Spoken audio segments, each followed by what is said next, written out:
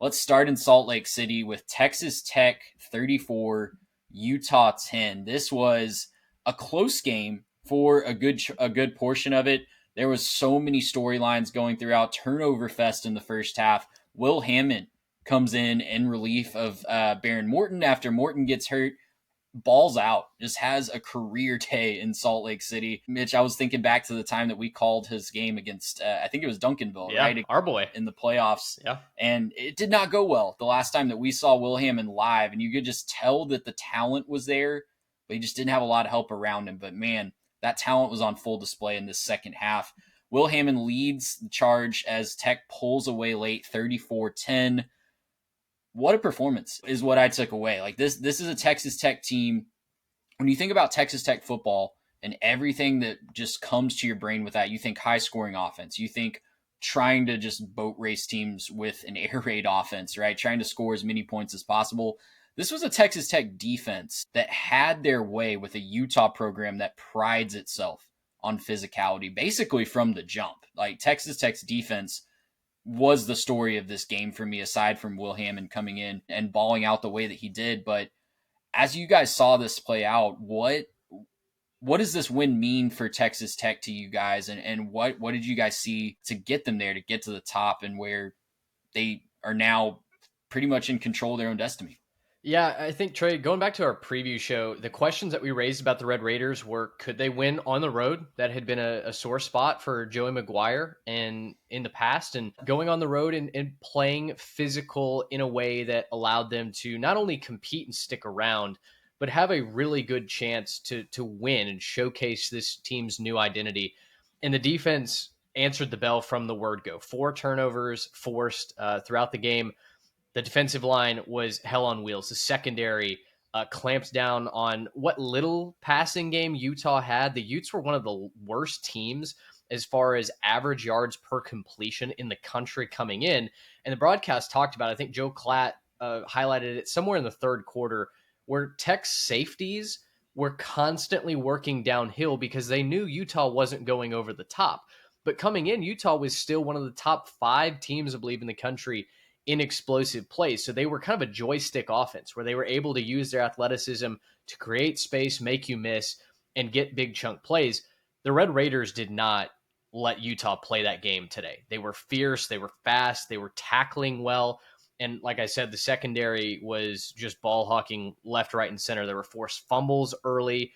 It was, for me, everything I needed to see from Shield Woods and this Texas Tech defense to not only say that the Red Raiders are a contender in the conference and for a college football playoff spot, but guys, watching the rest of the Big 12 play today, the last couple of weeks, aside from Iowa State, Texas Tech is head and shoulders the best team in the conference right now. And for me, they are not only just the favorite to win the conference, but I will be physically disappointed if they are not in Arlington hoisting a Big 12 championship trophy and going to the college football playoff at the end of this season. Yeah, Garrett, when you look at this team, how does it compare to your preseason expectations? Because I think that I really wanted to see that. I wanted to see what Mitch is talking about there, but I just couldn't get over the hump, and I really needed to see it. And I feel like for me personally, that defensive line performance shows me that they might not just be a Big 12 contender. They might be able to make some noise if they get into that 12-team tournament.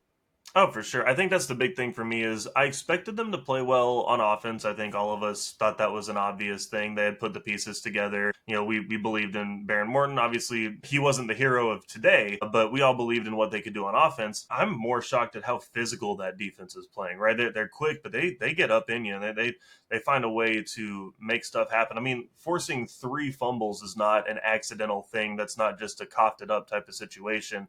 That's getting in there, getting in your face, and playing physical defense. And so I think that's the thing that's maybe most surprised me about Texas Tech. And I think that the thing that you can hang your hat on if you're a Tech fan, I think you can get really, really excited about that because that's the kind of thing that does travel with you, that does go on the road with you. And that's the kind of thing that I think will help you stand up to some of these other teams at the top. You know, thinking about a team like an Iowa State who they do play physical as well and they do play good defense as well. You're going to need to make sure that, you know, if points are at a premium in that kind of a situation, that you're able to get over the top with some good defensive performance. And then also going into like a playoff scenario, you're going to face teams with good defenses that you're going to need to find ways to, obviously execute your playbook, but also not put all of the pressure on your offense and be able to, maybe hold down whoever you're playing as well. So, yeah, very impressed with the defense, very impressed with how well they played. And obviously, this is still fairly early in the season, so there is still room to grow. And I know that with as many transfer pieces as there are, being able to connect and being able to, kind of get that cohesion as a unit is important. They're already playing at this level. It's kind of scary to think what they could be doing here into the season. Yeah, and you look at the final score, right? 34-10. This was a game that was close for 3 quarters, right? It was 10-3 after the third quarter. It was 13-10, I believe, with about 10 minutes left. And then Tech just completely takes over. The ground game starts working, the big plays start breaking the backs, and Utah's getting desperate, quite frankly. But I walked away thinking that it should have been a blowout sooner. And you see the 2 turnovers that Texas Tech had, right? They forced 4, which is great. They did give the ball away 2 times. They also had a ton of penalties in this game. I think it was 13 for 122. Yeah. So just,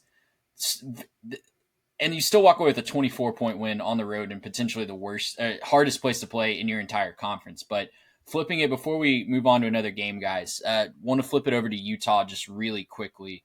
I personally, I'm not walking away hitting the panic button for the Utes just yet, but there's some concerning flaws that I think could prevent them. Mitch, you and I came in thinking, I even said on the preview show that I think going into this week that this would probably be a preview of who we see in Arlington, that these two teams looked like two of the better ones in the conference. I liked Utah's schedule, but man, I'm walking out of this one with some really, really big concerns. Didn't see a lot of adjustments to the game plan when things weren't working well in the first half, and that's really concerning to me.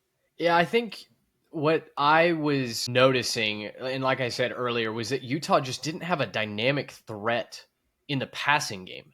Devin Dampier is amazing going east-west, and that offense was beating teams going east-west to get north-south through the first couple of games. But today, because they weren't the best athletes on the field and Devin Dampier was contained in the pocket for most of that game, it really limited, I think, what they were able to do schematically. And yeah, it did feel like once Tech took away, 2 or 3 of kind of the major strategies that the Utes had, it felt a little bit like that in company were like, oh, well, shoot, like what else do we do? They tried eye candy. They tried a lot of different things, but Dampier is just not that pure passer that Will Hammond was, or even Behren Morton is when he's kind of at his best. You saw that with his footwork. He was antsy in the pocket. He missed some wide open wide receivers early on that really, I think, could have sparked Utah's offense and turned this into a shootout potentially if the momentum is rolling the Utes' way. But offensively, it just never felt like they got any sort of rhythm. The Red Raiders were shutting them down just about every single drive. And so I think against maybe a lesser competition, I think against the majority of the Big 12, Utah will go to the drawing board. They'll adjust. They'll figure out what they need to do. They're not the complete offense that you and I thought perhaps that they were in the preview team. And I think you're right. I think when it comes to projecting who's that other team maybe that makes it to Arlington, Utah can certainly still get there, but they do have one of their more obvious flaws on tape now. Well, and Mitch, the big thing too is they shot themselves in the foot a couple of times. One that stuck out to me was at the beginning of the game, they hit a big play over the top for a touchdown, but an offensive lineman leaked out as an ineligible in downfield, so it came back. And that to me, I just felt like, oh, come on. Like, you cannot have that kind of a mistake in this game in that big of a spot, especially because you're right. Like, they were struggling to get things going early. And it just felt like that was like a moment when the wind came out of the sails, and it was just like, okay, well, here we were going, and the crowd popped, and we were having the moment, and now it's back to like 3rd and long or whatever the situation was. So, yeah, just a disappointing thing. If they can stop, shooting themselves in the foot, if they could, maybe just execute a little better on the offensive side of the football, I think this is still a really good team that can go pretty far. And I think this is one that they'd like to have another crack at, maybe go back to the drawing board and figure out a couple things that could be different about how to attack them. But yeah, definitely one that they're going to have to play a lot better through the course of the year if they want that shot at a rematch. I've got one question before we move on for you guys. Is Tech better with Sir William Hammond of Hutto at quarterback? Listen, Behren Morton is good at what he does most of the time. He's extremely injury prone. We saw that I mean, we've seen that just about every time he suits up. There's some sort of injury concern. Today, he literally dove headfirst into the knee of a defender to knock himself out of the game. I don't know if it's a concussion, a collarbone, what. It didn't look great. I almost wonder, guys, if the Red Raiders need to Tom Brady this situation, go with Will Hammond, Will Hammond, who looked fantastic. 16 of 19, 169 yards. He came in cold, just took over the offense and really had no hiccups, no blemishes getting going. It felt very natural for him. I think this offense, certainly the downfield element, seems way more dangerous with the Hutto Hippo throwing the ball than Behren Morton. And all due respect to Behren, but this Red Raider team, if they're going to hit their ceiling, I think they need the consistency that Hammond can bring. And you saw why this Texas Tech staff is so high on the kid this afternoon. He also brought a really nice dynamic with his legs, too, and that really helped break the game open in that fourth quarter. So, yeah, I don't know. It's always so hard when the backup comes in and balls out because you know that nobody on Utah's staff was spending time preparing for Will Hammond this week. And when he comes in, it kind of reminded me, honestly, it wasn't as drastic with the legs, but it kind of reminded me of when Marcel Reed came in last year against LSU. And it was just so obvious that LSU's defensive staff was like, well, we did not prepare for this. And now there's a running quarterback and we have no idea what to do and didn't coach our guys. So, it'll be interesting because depending on Morton's injury, you might get a chance to play Hammond against a lesser quality opponent. I think they have some not as easy as their non-conference schedule, but some lower. I don't remember their schedule off the top of my head. Is it hold on. No, it's Houston next. Yeah, let me stop you. Houston. Yeah, let me stop you before we get rolling on that. Mind. I think is it next week at Houston? Because I think they have a bye. Yes, it's a bye week and then at Houston. Houston, home against Kansas, which that could be a shootout. At Arizona State, then the end of their schedule looks easier and easier as we get into the season. Oklahoma State, Kansas State, BYU, UCF, West Virginia. So you could argue, throw out what I was about to say then. Yeah, I was like, hold on.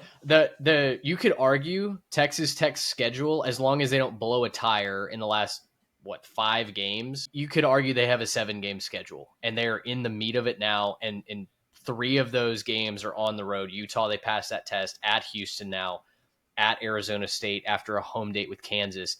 I mean, things get very real very quickly for Texas Tech. So they do have the bye week, but they've got to get that quarterback conversation sorted ASAP.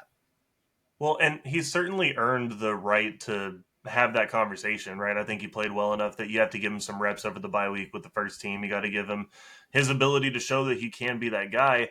And the hard thing is going to be, if you're, head coach, you're coming out there, next couple weeks and you're saying, hey, maybe we come out a little bit sluggish. Maybe we come out not quite on our A game.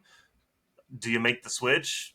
I mean, if you come out and you're, down 3 at halftime, you coming out with a different quarterback in the second half? It's a big question, but it's why you get paid the big bucks. And so it's going to be tough for them to figure out. And I think the good news is they have somebody who can run the offense, right? They have somebody who can do it. So they can rely on that, at the very least. There's somebody who can, score 34 at Rice Eccles. Yeah, I think that's my big takeaway is if you have to play that. I think it's still probably Behren Morton's job, but if you have to play that card, you feel pretty good about the card that you have up your sleeve. Last thing I'll say on this one, guys, Tech, great job overcoming the altitude, figuring it out. And if you don't know why I'm making that joke, just go read the comments from our preview section where I was reminded gracefully several times that Lubbock is not that much of a difference. But you weren't the only one, to be fair. Like every other, it was all over the preview shows. The this week. rest hand of up, do not just rely. Yeah. Do your own research, guys, and remember the Llano Estacado because it'll sneak up on you and get you way up in the air before you even realize it.